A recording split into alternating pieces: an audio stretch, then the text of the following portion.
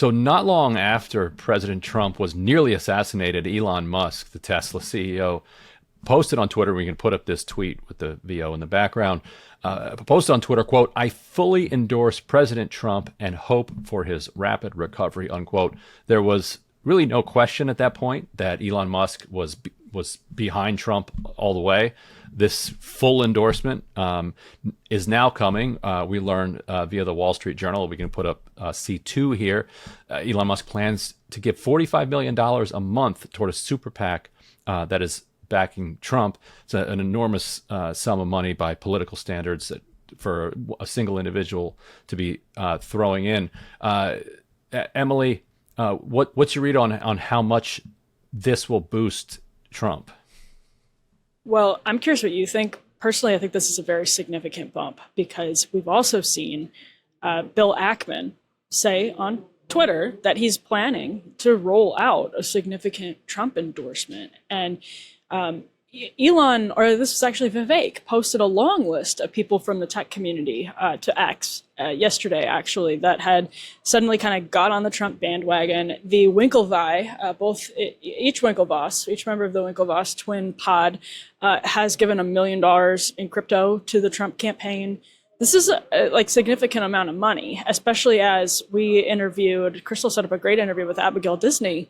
What was that, 2 weeks ago now? There's still Democrats who are refusing to give more money to the party as Biden's at the top of the ticket. The money actually, Hillary Clinton massively outspent Donald Trump back in 2016, and he still managed to win the Electoral College. So it's not everything. But Donald Trump has a lot of, legal battles, although those seem to be perhaps petering out in the next. Maybe the fungibility of money over the next couple of years is a benefit in that case. You can put some money into the campaign right now that may have immediately been used elsewhere. But money does obviously make a difference. And especially when there's a disparity, it can make a big difference. Ryan, so I also think it's significant that it's going to change the Trump administration's crypto and AI policies. There's just no question. And obviously there's a divide in the sort of EAC community that Andreessen is literally the leader of, about whether AI is good or bad. Elon Musk himself kind of seems to go back and forth on the dangers of AI and crypto. But I think, the Trump administration is now going to be all in on crypto. That seems to have been, I'm actually curious what you think of that too, Ryan. It seems to be like writing is on the wall. This is, everyone's sort of all in on crypto, and that's going to clash. Absolutely going to clash. The AI and crypto policies are going to clash with the, quote, new right that feels like it just had a massive win with J.D. Vance here in Milwaukee. Yeah, certainly compared to Biden's SEC, which has been aggressively pursuing crypto and kind of pushing crypto companies to begin to register as securities, which I believe they are, and would in many ways be the end of the entire industry. So I think you're right. It will change, and it seems like the Silicon Valley is seeing that it's headed in that direction and trying to ride and push that wave. If we can put up C3, Mark Andreessen and Ben Horowitz, famously Andreessen Horowitz, just absolute kind of iconic figures in Silicon Valley, are also making donations to Trump's re-election effort. And people might not understand quite how much this matters because the campaign press coverage almost never talks about the amount of spending that's going on between the two different campaigns. And because everybody already knows who they are, we assume that spending doesn't actually influence voters that much. But that's not generally the case. Like, there are still, people out there who, when they get blasted with enough advertising information, you're able to move the needle. Biden really kind of unloaded the cannons in June, and that's a really undercovered story. He was outspending Trump in these battleground states 100 to 200 to 1. And yet Trump is leading in all of those battleground states. And for Trump to be leading without having started his own avalanche of spending portends disaster for Democrats. And it's something that isn't being incorporated into the conversation that Democrats are having about how bad the race is for Biden right now. Like, people understand that Biden is in deep, deep trouble. But when you layer on top of that he has been massively outspending Trump in an almost unprecedented way. You almost have to go, other than say Hillary and Trump. Hillary outspent Trump massively as well. And then you realize that he hasn't been able to make up ground despite the fact that he's outspending him so heavily. And now you've got, this massive spending coming from tech bros. It's, couldn't look worse for Biden, I think.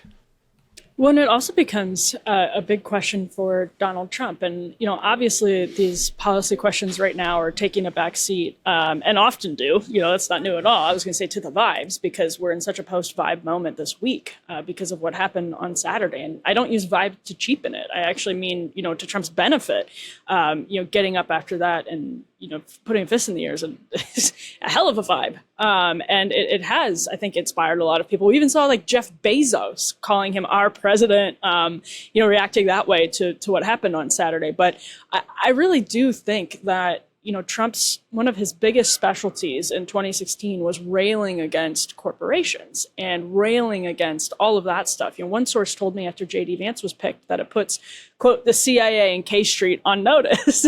And a big chunk of K Street right now is Silicon Valley. And so some of these Silicon Valley guys kind of fashion themselves as outsiders, even though Silicon Valley over the course of the Obama administration, as you've reported for a long time, became kind of the outsiders, the ultimate insiders. They're positioning themselves as outsiders on cultural questions. But Andreessen in particular, as the head of the accelerationist movement, he has those sort of libertarian sensibilities, maybe that people like Peter Thiel and Trump have had before. But that is so unsettled right now because there's so much cultural fear about, remember when Google's AI came out and it was, everyone was like, yeah, it's DEI AI. Like this is a pretty genuinely interesting tension within the kind of anti-establishment Silicon Valley establishment. And it also seems in tension with this new affair that Trump is starting with other elements of corporate America. You had that famous meeting with what was it, the oil companies where he brought them all in and he's like, I need $1 billion. Give me $1 billion, and then tell me what you need. In one of the most staggering, quid pro quos with an entire industry that you could even imagine, and reports that he's. But so Trumpian.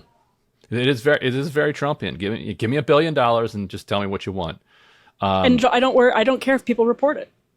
Yeah, which I explain to me how he is able to package that with his populism. I think the populism is the transparency. It's not about. I think with Trump, he's been right in that his policy has been anti-establishment on things like forever wars, the media, basically a policy plank of his at this point, and all of those, immigration and trade. But the specifics of that policy, it's not as though people are demanding of him a certain level tariff, or it's never been like that. And presidential politics rarely are about the specifics of policy. And so I think it's just one thing that people misunderstand about why regular Americans like Donald Trump is because it's that sense that he is paying attention to them and in a way that is empathetic. And so I think the transparency makes that seem, when he's sort of openly saying, X, Y, and Z, that he made the perfect phone call with Zelensky. Mm-hmm. Those sorts of things actually make people feel like he's real and endear him to them in a different way. Although with that one, he kept it secret until it was exposed. but then when it was exposed, it was like, it was perfect call. It was perfect. Yep. Yeah, perfect blackmail call.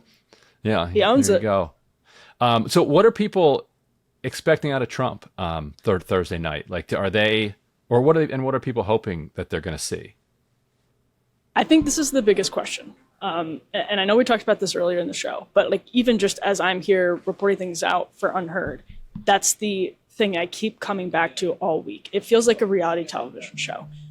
Because truly, maybe some people think they know what they're going to see from Donald Trump, but I really don't know that that's the case, because how he reacts to this is still a totally open question. There's some reporting, and there've been memos from his campaign, from Chris LaCivita and Susie Wiles, telling people to kind of bring their own temperatures down. We know that speeches have been rewritten, including Trump's speech. to be kind of more grandiose and to not be that, quote, rip roar that he mentioned. But his body language has been different. He's been different. And yeah, I mean, he caught a bullet in the head just a few days ago. So nobody knows what to expect. And that, with Trump, everybody kind of knows to expect the unexpected. But now it's just like, do we expect the unexpected, or is this going to be a totally new, predictable, on script Donald Trump, who uses this sort of soaring and lofty rhetoric that is positioned to make him sort of have centrist appeal? I don't know. I don't think we've actually had too many clues in that direction so far. One little side note, I've seen some of our Pakistani viewers start comparing Trump's arc to that of Imran Khan, and it is actually quite fascinating. Like, both of them were kind of womanizing celebrities, throughout the 80s, Populists. 90s, and 2000s, who then got into politics as bombastic populists. Both of them were then subject to assassination attempts. Imran Khan was shot. It was very lucky that he survived. He came out of it kind of born again Muslim. He reads the Quran all the time now. He was born Muslim, but he was a London cosmopolitan figure. It's like Trump 2 Corinthians. Yeah. Yes, exactly. Yeah. So it would be amazing if that arc continued and all of a sudden Trump becomes born again. But Trump folks should study the Imran Khan arc and see if they think they see any of that coming. But we'll see. Can't wait for tonight. What time does JD Vance go on? Do you know? He's the last speaker, so he'll be on. So it's whenever the other people get done. Yeah. Yeah, I expect it to be around 10. Cool. Looking forward to that, and then also Trump tomorrow. But stick around. We'll update on Israel-Palestine next. Hey, if you liked that video, don't forget to hit the like button and subscribe to Breaking Points. If you want to see the rest of Counterpoints, go to breakingpoints.com to become a premium member and get the full uncut show every morning in your inbox and on Spotify.